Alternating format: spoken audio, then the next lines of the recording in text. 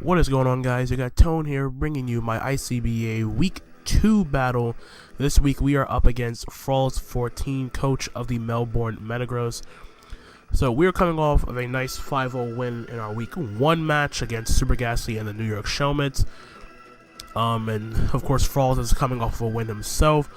So we're both heading into this battle 1-0, and he has a very, very threatening, very scary team. Just to run off his team in no particular order, he has a team consisting of, he has a Volcanion, Hydreigon, Mamoswine, Flygon, Hawlucha, Alolan Marowak, Roserade, Magneton, Togetic, Miltank, and Tapu Lele, with his Z-Mons being Hydreigon, Flygon, and Hawlucha, if I recall correctly. So his team is sort of similar to mine in terms of a structure, somewhat. Mine is more of a bulkier, more defensive-oriented team, and he has a more tanky offensive sort of build himself, and he has some threats with the Mamoswine, the Hydreigon, whatnot.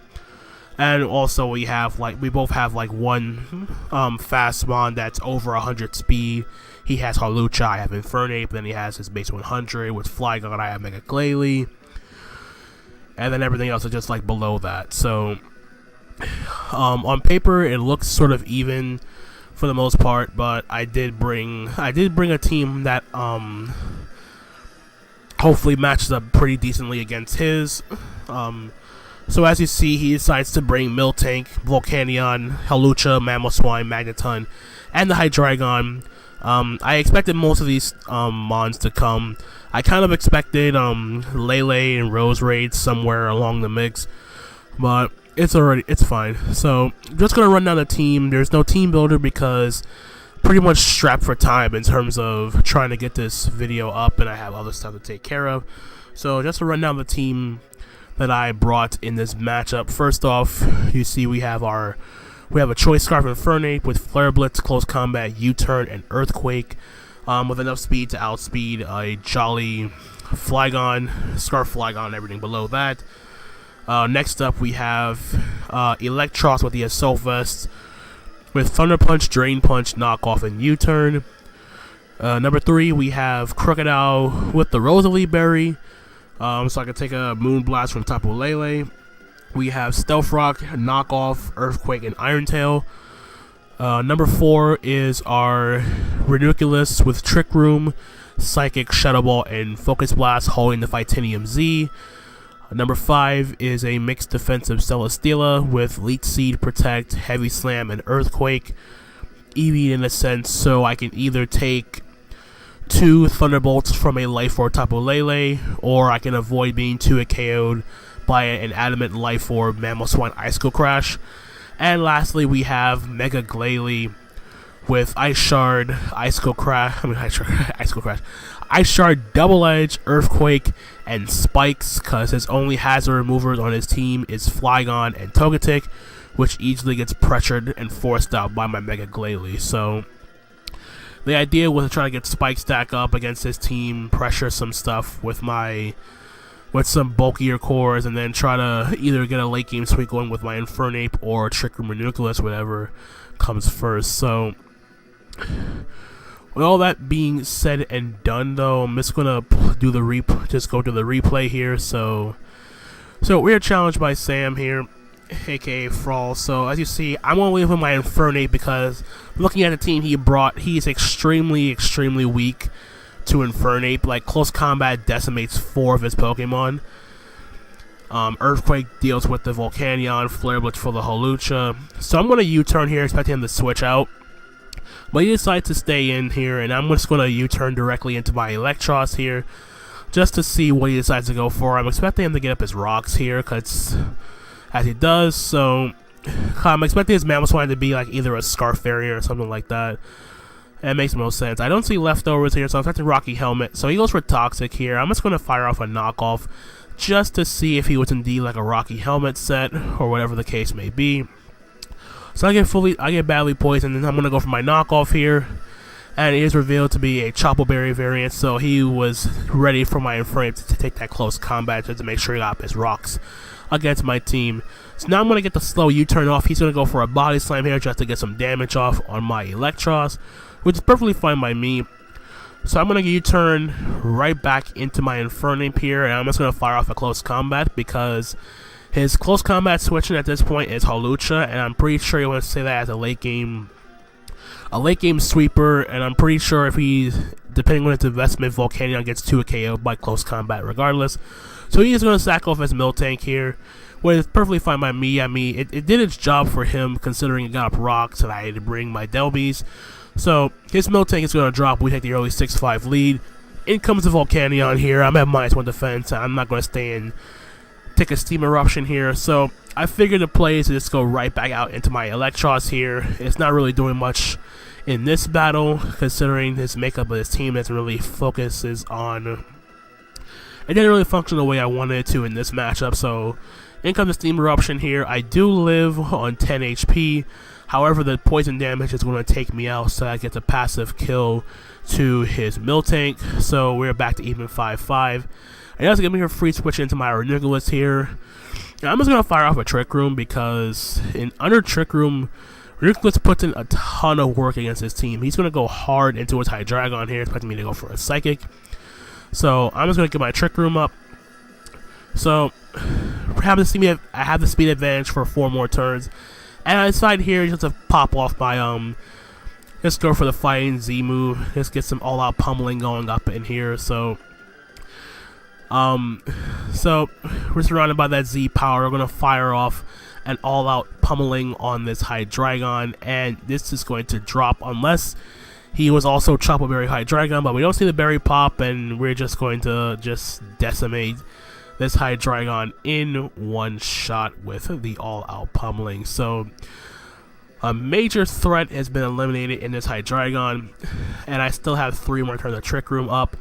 Back out comes the Volcanion here, and with Hydreigon gone, I can freely go for a Psychic here. I was probably expecting him to go into Magneton here, but it's fine. I did a crap ton of damage, assuming he's not a Assault Vest. He does unfortunately miss the Steam Eruption, which would have been beneficial for his stuff like Mamoswine when Trick Room ended. I'm going to fire off another Psychic here, and down goes the Volcanion. So, look, just like that, we are already up 5-3 in this battle. In comes his Mamoswine.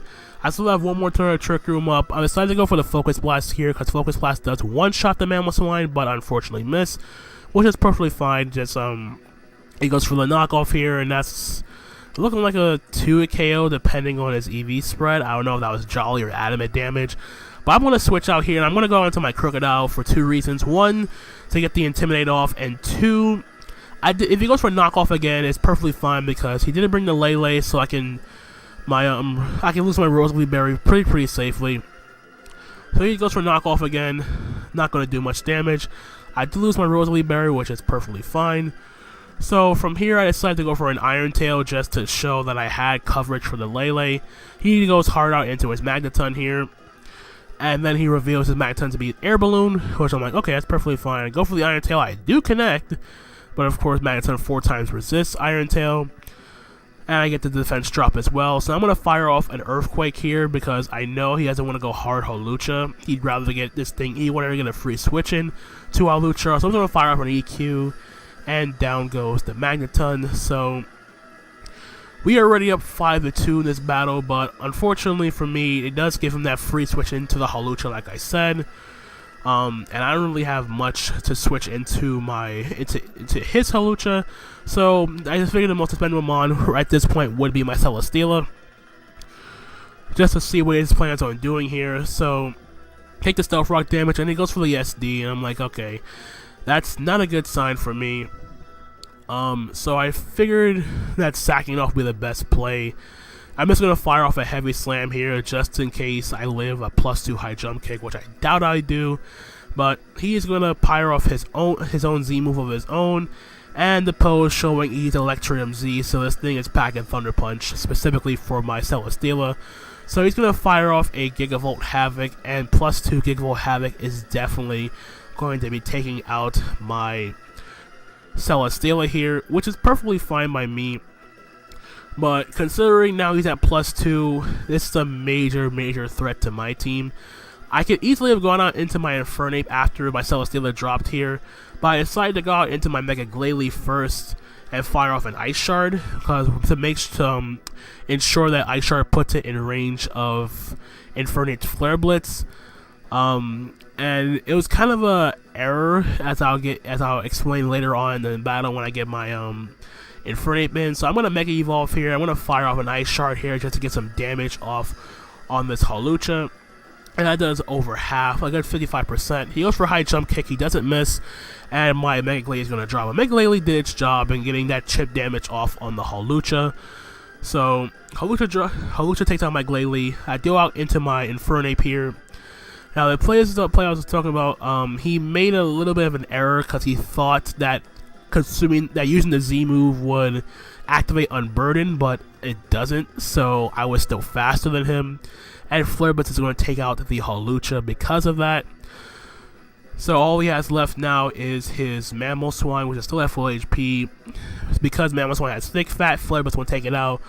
So I figured that the best play is to go out into my Crocodile, get the Intimidate off, and go for the sack off my Crocodile, get the Intimidate off, go back into my Infernape, and click Close Combat and take the game. So he's going to fire off an Earthquake here. That's going to be a 2 KO even after the Intimidate drop, and he is going to fire off another EQ and take out my Crocodile, and that's going to be the game. That's going to take out my Crook, which is fine. He's at -1 though. I am Choice Scarf Infernape, so it's already confirmed that he was Choice Scarf Crocodile. And because my Infernape here, I am going to click Close Combat, which should definitely one-shot a Mamoswine from full HP. And that is going to be good game to Frawls and the Melbourne Metagross. So we do take the 2-0 win over Frawls and the Melbourne Metagross. A very good game indeed. There wasn't that much hacks involved. There wasn't any hacks that played a role in the outcome of the battle. Only had like 2 misses. There were actually no crits, which is also very nice to note in this game as well. I didn't pull off my strategy like I wanted to with the hazard stack and all that stuff. So, nonetheless, a win's a win. We're now 2-0 on the season with a +7 differential. Infernape coming through with 3 kills. Infernape, Ranunculus had 2 and 1 by and 1 by Crocodile. So again, we are 2-0, good game to Frawls and all that good stuff. If you guys did enjoy the battle, feel free to leave a like, leave a comment. I will link my opponent's description, YouTube link in the description down below so you can check out his side of the battle. And I'm going to leave it at that. I hope you guys enjoyed. And until the next time, guys, my name is Anthony, aka Tone. I'm going to catch you guys on the flip side. Later.